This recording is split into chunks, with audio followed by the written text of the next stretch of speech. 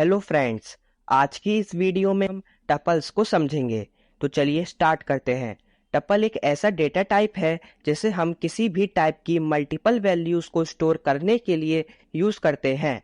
Tuple के elements round brackets में store होते हैं।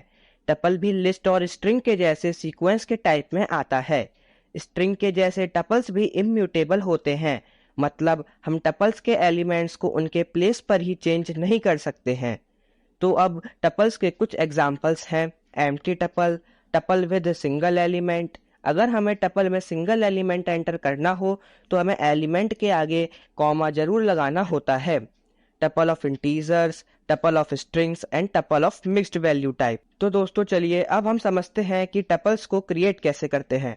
तो जैसे मेरे पास एक वेरिएबल है टी, फिर इक्वल के बाद राउंड ब्रैकेट्स लगाया, तो ये हमारा एक एम्प्टी टपल है। फिर लिखा प्रिंट टी और प्रोग्राम को रन किया, तो देखिए आउटपुट में एम्प्टी टपल आ रहा है।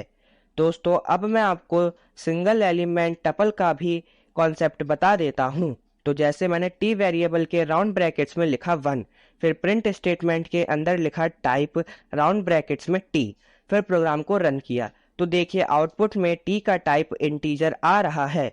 फिर मैंने 1 के आगे कॉमा लगा दिया और अब प्रोग्राम को रन किया, तो अब देखिए टी का टाइप टपल आ रहा है।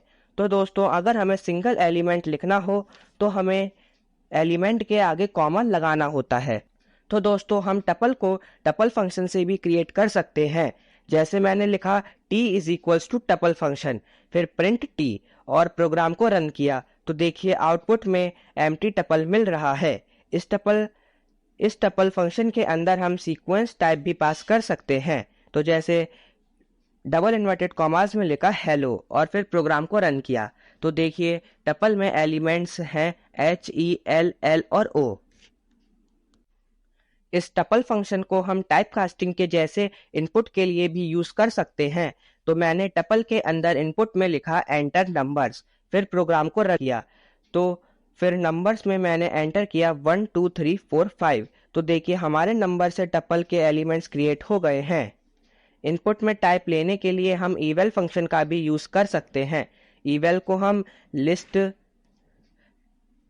टपल, डिक्शनरी इन सभी के लिए यूज कर सकते हैं। तो मैंने टाइप को रिप्लेस करके लिखा eval और इनपुट में एंटर टपल ऑफ नंबर्स, फिर प्रोग्राम को रन किया, तो अब हमें टपल के नंबर्स एंटर करने हैं। तो राउंड ब्रैकेट्स में लिखा 1 2 3 4, तो देखिए हमारे टपल का नंबर्स आ गए हैं। तो दोस्तों अब मैं आपको नेस्टेड टपल बता देता हूँ। नेस्टेड टपल का मतलब होता है टपल के अंदर टपल।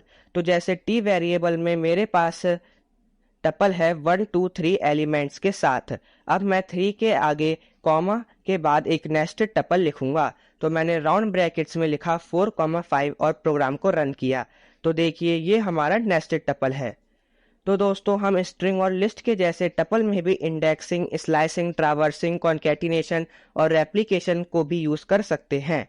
तो मैंने प्रिंट स्टेटमेंट में लिखा टी स्क्वायर ब्रैकेट्स में 1 और प्रोग्राम को रन किया, तो देखिए आउटपुट में 2 आ रहा है क्योंकि फर्स्ट इंडेक्स पर है 2। फिर मैंने 1 को रिप्लेस करके लिखा 3 और प्रोग्राम को रन किया, तो देखिए टपल में 4 5 आ रहा है क्योंकि थर्ड इंडेक्स पर हमारी नेस्टेड लिस्ट है। फिर अब मैंने लिखा 0:3, इसे हम स्लाइसिंग कहते हैं, और प्रोग्राम को रन किया, तो देखिए आउटपुट में टपल में 1 2 एंड 3 आ रहा है। तो दोस्तों अब मैं आपको ट्रावर्सिंग भी समझा देता हूँ। तो मैंने लिखा for I in T colon के बाद प्रिंट आई और प्रोग्राम को रन किया, तो देखिए आउटपुट में हमारे टपल के सारे एलिमेंट्स इटरेट होकर आ गए हैं। तो दोस्तों अब मैं आपको कॉन्कैटिनेशन और रेप्लिकेशन भी बता देता हूँ। तो मेरे पास एक वेरिएबल है टी और उसमें एलिमेंट्स हैं 1 2 एंड 3, और दूसरा वेरिएबल है यू और उसमें एलिमेंट्स हैं 4 5 एंड 6। फिर प्रिंट स्टेटमेंट में लिखा टी प्लस यू और प्रोग्राम को रन किया, तो देखिए हमारे टपल्स ऐड हो गए हैं और आउटपुट में 1 2 3 4 5 एंड 6 आ रहा है। फिर मैंने लिखा t इंटू 3, इसे रेप्लिकेशन कहते हैं, और प्रोग्राम को रन किया, तो देखिए हमारे टी टपल के एलिमेंट्स 3 बार मल्टीप्लाई हो गए हैं और आउटपुट में 1 2 3 1 2 3 और 1 2 3 आ रहा है। तो दोस्तों अब मैं आपको लिस्ट और टपल में म्यूटेबल और इम्यूटेबल का डिफरेंस भी एक्सप्लेन कर देता हूँ। तो मेरे पास एक लिस्ट है L जिसमें एलिमेंट्स है 1, 2 एंड 3 और एक टपल है T जिसमें एलिमेंट्स है 1, 2 एंड 3। अब अगर मुझे लिस्ट में 3 को चेंज करके 4 करना है तो मैंने लिखा L स्क्वायर ब्रैकेट्स में 2 इज इक्वल्स टू 4 और प्रिंट L और प्रोग्राम को रन किया तो देखिए आउटपुट में 3 चेंज हो गया है 4 से। अब अगर मुझे टपल में 3 को 4 करना है तो मैंने लिखा T स्क्वायर ब्रैकेट्स में 2 इज इक्वल्स टू 4 और प्रिंट T और फिर प्रोग्राम को रन किया तो देखिए आउटपुट में टाइप एरर मिल रही है, type object does not support item assignment.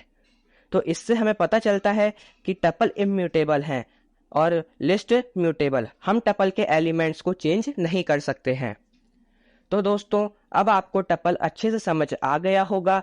अगर अब भी आपके मन में कोई डाउट हो तो आप मुझसे कमेंट सेक्शन में भी पूछ सकते हैं या आप हमारे टेलीग्राम चैनल और ग्रुप को भी ज्वाइन कर सकते हैं। तो दोस्तों अब हम मिलते हैं अपनी नेक्स्ट वीडियो में।